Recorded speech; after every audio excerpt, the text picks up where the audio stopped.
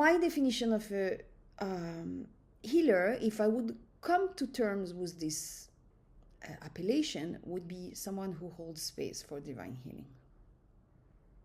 Now, yes, we are using therapeutical techniques. Yes, we are and modalities. And yes, we are learning techniques.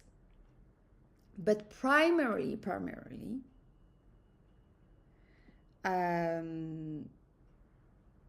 what we do here is that we are listening to the soul. What does the soul want? The soul wants emotional healing. Okay. The soul wants energetic healing. Okay. The soul wants mental healing. Okay. Spiritual healing. Okay.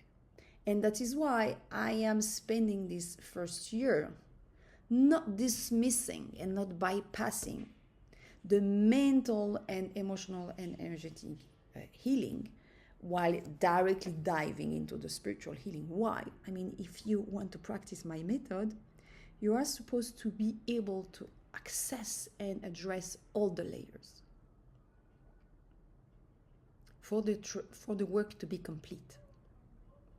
Now, it is possible that some of you are here because they were called to deepen their own healing journey, and they are never going to be called to practice this, and it's okay. It's okay.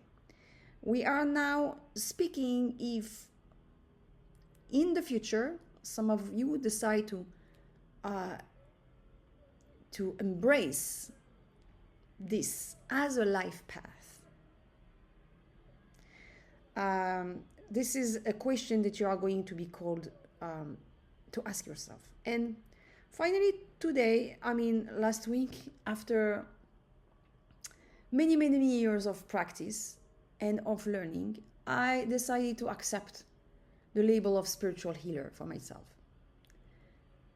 Just because people like to understand in which box to put you. And if you notice, I never felt the need to do that before when I was living in Bali.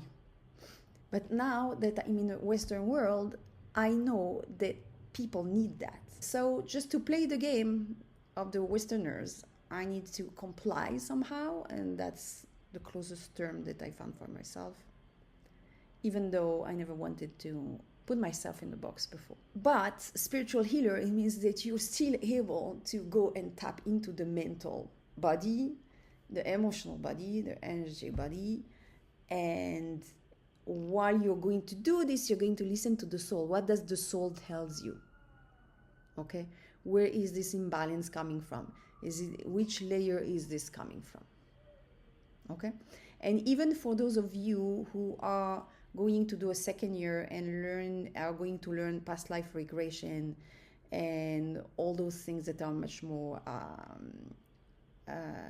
advanced, you will find out that sometime, in order to be able to heal the part of this portion of soul that comes back to reincarnate, you're going to need the technique of mental healing and emotional healing, because the soul sometimes can get stuck. Even if you give the soul another chance. Okay, I give you now another chance. What do you do? And the soul is bounded by programs. You still need to know how to give direction to the soul to imagine a second choice, to imagine a different alternative. Okay, it's very good to be able to go to the past life and to see all of this, but what do you do next? What do you do with these memories? What do you do there? So in English, we have only one word for this appellation. We have just the word soul. So when we speak about soul, in English, really, it's possible that we refer to something completely like a different portion, different aspect of the soul. Okay? The highest aspect of the soul is usually not coming back to reincarnate. What comes back to reincarnate is more what we could call in English something closer to the spirit. Okay? And this spirit is the one that is bounded by the trauma, by the vibrational imprint, by the programs. How can a soul hold a program? You understand? It's because it's not the highest aspect of the soul, is a more basic aspect of the soul that is more close, I would say, to the term spirit, perhaps in English. And this one can be embedded and imprinted by these vibrational imprint. Okay? So even one person has, for example, you can see one person like is navigating his life, and one aspect of the soul wants a certain type of feeling, but there is always a higher aspect of the soul that is watching above and that knows better than the aspect of the soul that is impacted by these vibrational imprints or by these programs, etc. Okay? So you are in a path of being a healing facilitator. That's what you are learning to be now. The day you decide that this is not your job, but this is your life calling, this is a life path, and that you will dedicate all your life to this, that you are ready to make all the sacrifices that are required from a healer, which is principally to be at service for humanity, then you're on the path of being a healer, of becoming a healer. There is a gap, and this gap is there for a reason. It's because this gap is filled with choices. You know, a lot of moments of choices, a lot of turning points that you're going to be proposed and offered. And if you take them, then you're getting closer and closer to the path of becoming a healer. And these gaps will be filled with opportunities, but also perhaps sacrifices. So one day, if you decide to be there, you can be. Because if you're here today, it means that you have what it takes to really learn how to become that. But then it's a choice. It's going to be a series of choices, many choices along the way. And among these choices, there is going also to be the choices that concern your own healing, deepening your own healing. How dedicated and committed I am to deepen my own healing.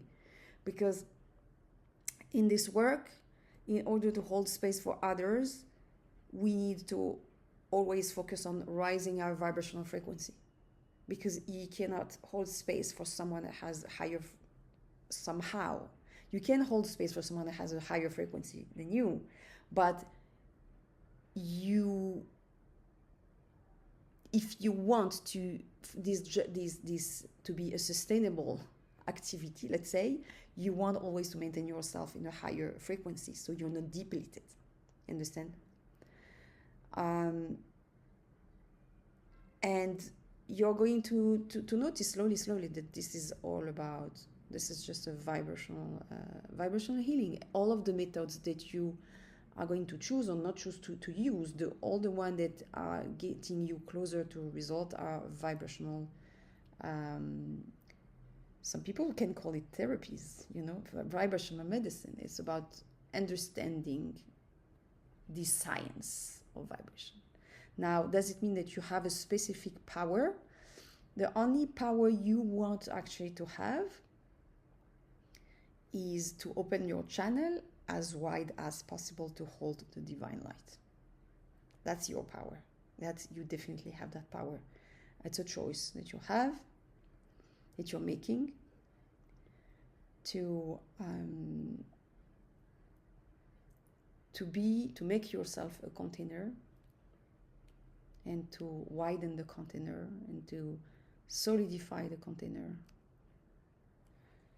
so you can hold enough divine light to become this channel. Another aspect, of course, is to be able to remember that we are nothing, and the moment we remember that, we give space to the divine to step in. And when we stop remembering that, then we become technicians. We apply a technique. Can work sometime. Is this what the soul wants? Does the soul want a garagiste, a technician? Perhaps in some cases it can work. So everything that you're learning and all the techniques that you're learning, okay, right now, all the techniques that I give you and the protocols and do like this and do like that, it is just a way to give you a direction and for you to acquire a form of legitimacy to your own eyes. That yes, I'm legitimate to sit in front of this person, to guide this person, but really, really, really, really, that's not what's healing. Okay. And sometimes you can sit close to a little child and just speaking with the little child, and you raise and you feel so much better. Why? Because in the end of the day, it's just like it's you being able to hold the proper vibrational frequency